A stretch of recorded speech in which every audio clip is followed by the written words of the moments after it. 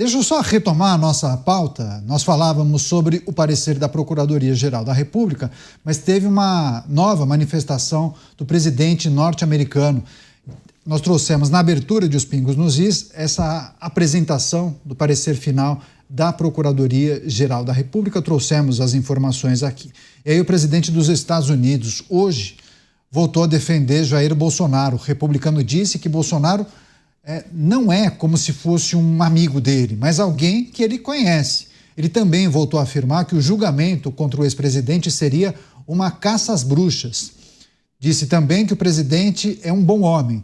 Disse que conheceu muitos primeiros ministros, presidentes, reis, rainhas, e ele sabe que Jair Bolsonaro é um bom homem, ele não é desonesto, ele ama o povo brasileiro, lutou muito pelo povo brasileiro. Algumas das falas de Donald Trump a respeito do ex-presidente Jair Bolsonaro. Deixa eu começar essa rodada com o Luiz Felipe Dávila, porque a gente tem acompanhado, né, Dávila, dia sim, dia não, manifestações do presidente norte-americano em relação a Jair Bolsonaro. Lá atrás havia dúvidas se qualquer tipo de manifestação e imposição de tarifas teria alguma coisa a ver com o ex-presidente. Agora a avaliação de praticamente todos mudou, né? Talvez a decisão de Donald Trump tenha também a ver com o ex-presidente. Agora, na dinâmica da política brasileira e das nossas instituições, isso muda alguma coisa? O curso das coisas da nossa república, das instituições, deve mudar a partir da manifestação de Donald Trump e até do anúncio de imposição de tarifas, Dávila? As manifestações do presidente Donald Trump cada vez mais complicam a vida da família Bolsonaro. Essa é a verdade. Ele vem quase como um disco quebrado, repetindo o mesmo discurso há uma semana. Exatamente, ele fala a mesma coisa, usa praticamente as mesmas palavras em relação a Bolsonaro. O problema disso é que a reação, principalmente da família Bolsonaro, é muito ruim, porque parece que eles são favoráveis a uma tarifa de 50% do Brasil como uma medida para forçar o STF mudar a atitude em relação a Bolsonaro, que não vai acontecer. Então, assim, não dá para justificar o Brasil pagar a conta porque agora Trump quer apoiar o seu amigo e fazer com que o STF mude de atitude. Não é assim que se faz. Não é, como eu disse, tarifa não é um remédio genérico que você usa para qualquer coisa que aparece. Não, a tarifa é uma arma para ser usada com atitudes de governo que podem ser mudadas, porque justamente a tarifa faz com que o governo reveja aquela atitude. Mas o governo, o poder executivo não pode mudar nada em relação ao julgamento de Bolsonaro, ao que ele está sendo condenado. Então, assim, é uma coisa absolutamente inócua e fica cada vez mais visível que parte desses bolsonaristas acham que é plenamente válido o Brasil inteiro pagar 50% de tarifa para tentar resolver o problema do ex-presidente.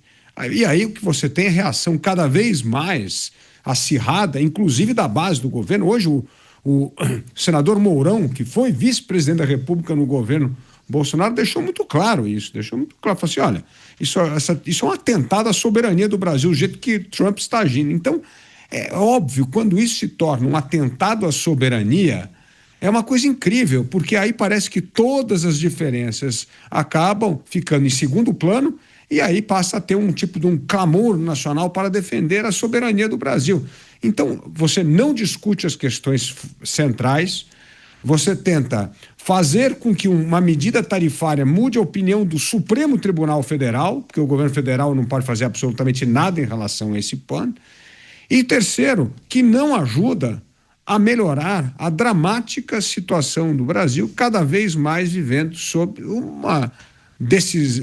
decisões arbitrárias que violam a Constituição, o Estado Democrático de Direito. Mas não é por meio de tarifas que nós vamos resolver esse problema. Então, cada vez mais que o presidente Trump reforce esse discurso, o que ele faz, ao meu ver, é distanciar cada vez mais a família Bolsonaro do restante do país e justificar uma tarifa, e aí pela própria família Bolsonaro, de que, entre aspas, ela é justa para retaliar as injustiças cometidas pelo STF no julgamento de Jair Bolsonaro e da censura. Então, assim, não tem nada a ver uma coisa com a outra. E isso está, sim, criando uma tensão cada vez maior, inclusive entre a família Bolsonaro e o governador de São Paulo, Tarcísio de Freitas. Ou seja, está realmente causando cisânios dentro da direita por causa de uma questão pessoal. E nós temos de discernir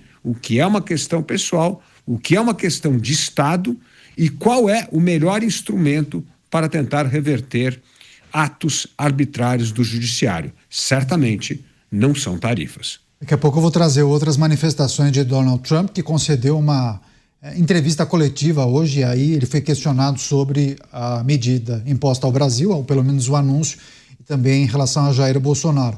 Mas, Beraldo, quando o Dávila menciona que uma coisa não tem nada a ver com a outra, de fato, essa é a análise de muitos a respeito dessa medida dos Estados Unidos.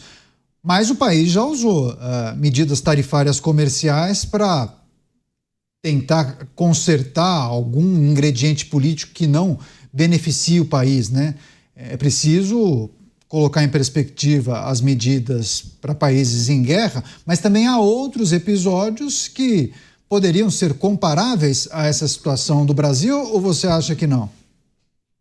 Não, é diferente, Caniato. Quando há uma guerra, por exemplo, e aí vamos usar o caso da Rússia, que eu acho que é o caso emblemático mais recente, a gente precisa lembrar que quando houve a declaração de guerra da Ucrânia contra a Rússia, em razão da invasão do seu território, os países europeus e os Estados Unidos, eles não entraram na guerra para apoiar ou colocaram os seus exércitos ao lado do exército ucraniano para combater a Rússia. Eles não foram pelo caminho militar, apesar de fornecerem equipamentos militares para a Ucrânia.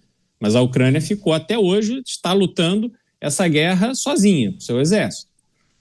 Os países europeus e os Estados Unidos foram para o campo econômico, impuseram sanções gravíssimas, não só à Rússia, mas a diversos empresários e empresas russas.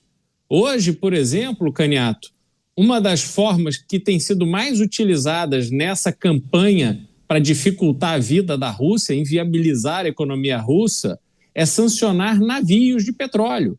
Então, os navios que carregam, né, existe uma lista que é elaborada por Inglaterra, União Europeia e Estados Unidos, esses navios que estão nessa lista, que carregam produtos da Rússia, eles não podem ir para portos de países que tenham relação com os Estados Unidos.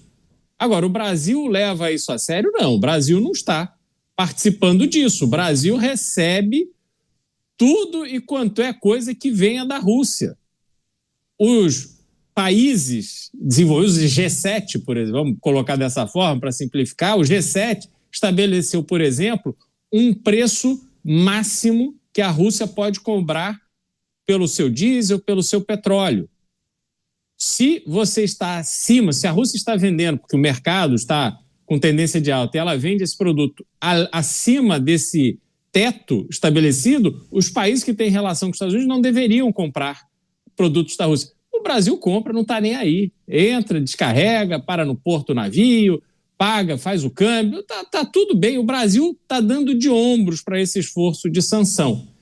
Então, no caso brasileiro, se fosse um movimento de sanção diante de uma agressão à democracia, diante de uma agressão à liberdade de expressão, o movimento do governo norte-americano deveria ser no sentido de pessoas envolvidas com isso, então aqueles que estão tidos ali como autores dessas agressões, têm todos os seus ativos nos Estados Unidos bloqueados, têm o visto cassado, e aí essas pessoas que entram nesta lista de sanção, não adianta ela ir na Europa abrir uma conta num banco europeu, porque o banco europeu vai olhar e falar, você está sancionado nos Estados Unidos, não serei eu que vou abrir a sua conta.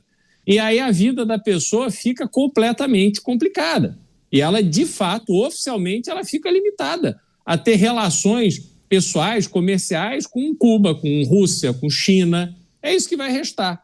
Então, não foi esse o caminho adotado. O que se colocou ali é simplesmente dar um contexto mais amplo para a implementação de tarifas que ao que a gente tem visto, tudo indica, é o enredo que está estabelecido, tem a ver com os BRICS e não necessariamente com esse caso do Jair Bolsonaro, mas agora temos esse imbróglio. Eu vejo que é muito difícil Jair Bolsonaro sair vitorioso dessa situação. E essa declaração de Trump, Caniato, convenhamos, dizendo que ele não é meu amigo, só é uma pessoa que eu conheço, isso aí não ajuda muito nesse momento.